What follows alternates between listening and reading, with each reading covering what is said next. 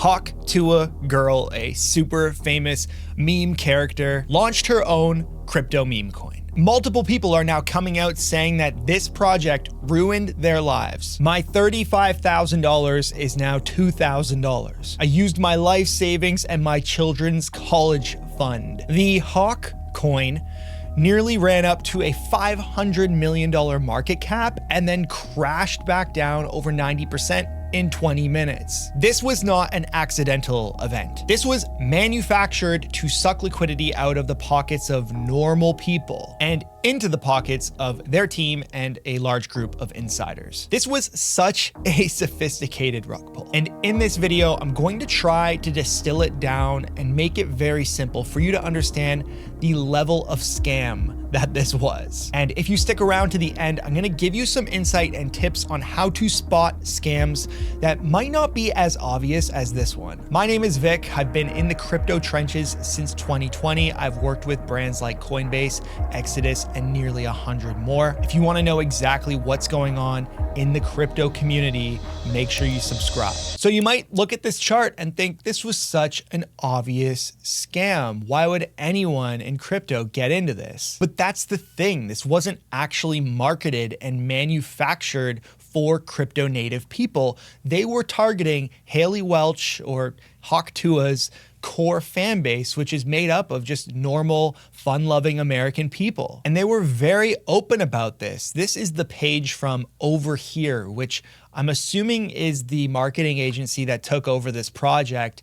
And in their tweets themselves, they say that they're trying to make a step in bridging mainstream audiences with the crypto world. They also said that they want to redefine the crypto space. Just a little ambitious. So it's pretty clear that they were not focused on a crypto audience. They were targeting normal people. And more specifically, they were targeting their savings accounts. And this is because crypto natives knew that this would implode. Celebrity meme coins are not a new thing. They've been happening all year and they pretty much all go to zero. I made another video about this when it was happening right up here. So typically what a project will do when it decides it's gonna launch a crypto is they mint all of the tokens and then they decide where they wanna allocate each percentage of tokens. Instead of just selling all of them to the market, they can use some to pay influencers, they can use some to pay the team. This is what we would call tokenomics. To give you some context, this is what the tokenomics looked like for Ethereum,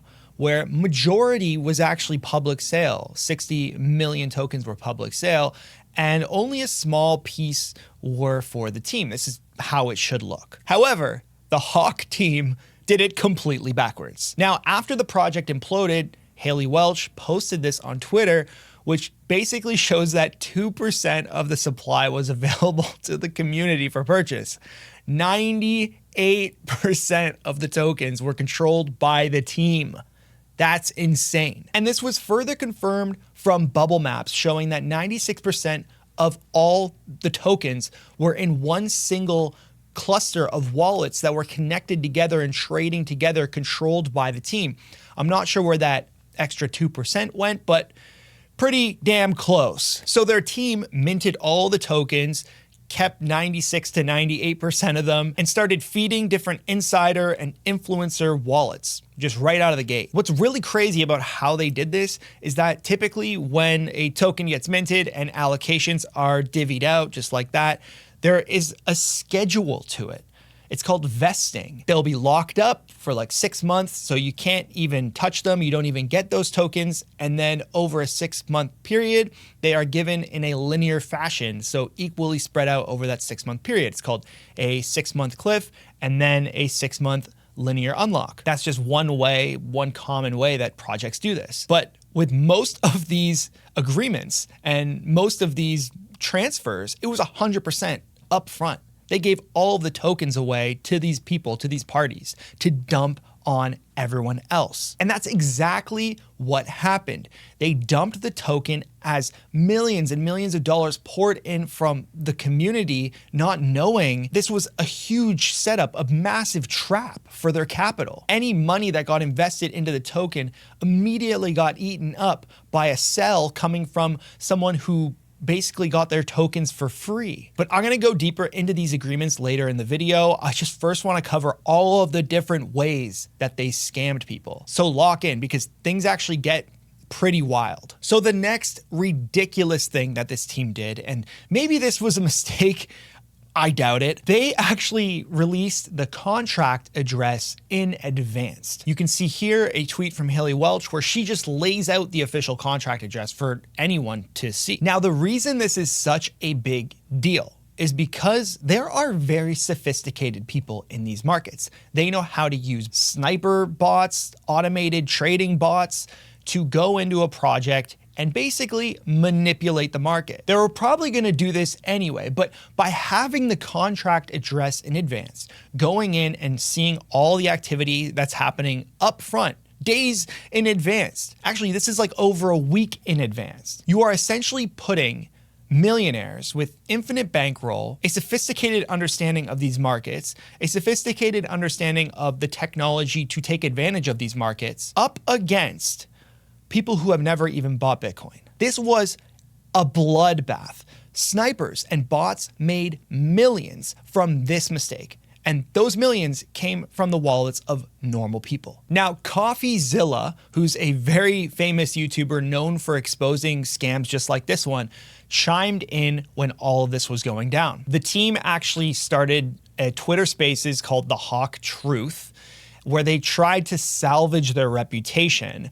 CoffeeZilla joined as a speaker and basically tore them apart. I definitely recommend going and watching this video. I'm gonna post all the links of every screen that I showed. But in this video right here, he plays the recording of that Twitter Spaces and what he was saying to the team and how he was pressing them. He was very focused on another layer to this scam, and that was the transaction fees. So it's pretty typical for a DeFi project or a project that needs to generate fees to pay out staking rewards to use this type of mechanism. You could also call it a buy and sell tax. Typically you see it's like 1% or 2% on every transaction gets put in this treasury, in this vault, and that's what they use to pay people for staking their tokens. It's a bit more of an advanced concept, but the team used the buy and sell tax on this project, which for meme coins, that's ridiculous. Why would they be paying a transaction fee? And not only that, but the transaction fee actually went up to about 15%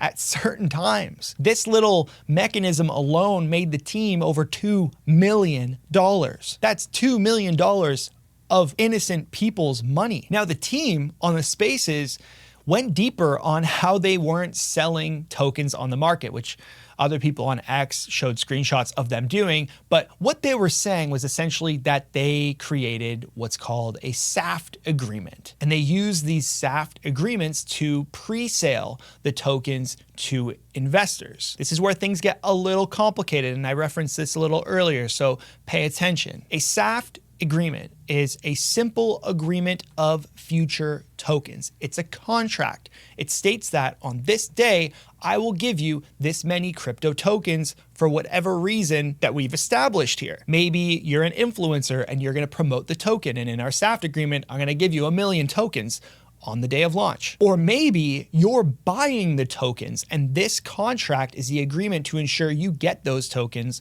on the day of launch. The team is saying they didn't dump on the market because they pre-sold their tokens through SAFT agreements. So they sold the tokens behind closed doors before it launched, and then when those tokens unlocked at 100%, those people went and dumped on the market. So they basically indirectly sold the tokens to the market. It's just they did it through a middleman. Now, like I showed you before, Hawk ran up to a $500 million market cap and then crashed. Right now it's 36.5 million, but these are not the numbers that the team sold these SAFT agreements for. It was much lower. I could only find estimates. I couldn't find the exact number, but it's estimated that the team was valuing the project at about $15 million. And that's how much money they made selling these SAFT agreements up front. Now, in CoffeeZilla's video, he actually talks to Welch's lawyer at the end of the video. and he breaks down the entire deal that Haley had with the marketing companies to make this project happen. So how much money did Haley Welch make? Her lawyer said that she made $125,000 up front from the marketing company. She then got 50% of net proceeds from these third parties, from these SAFT agreements, after costs and expenses. So let's just call it, they paid $1 million in expenses, cut that in half, that's $7 million, and then $125,000 so far. In terms of fees, nearly $2 million were made in fees. And this is all tracked right on chain. On the Spaces event that happened right after the dump, the team even said that the fees all went to a foundation owned by the project. Who owns the project?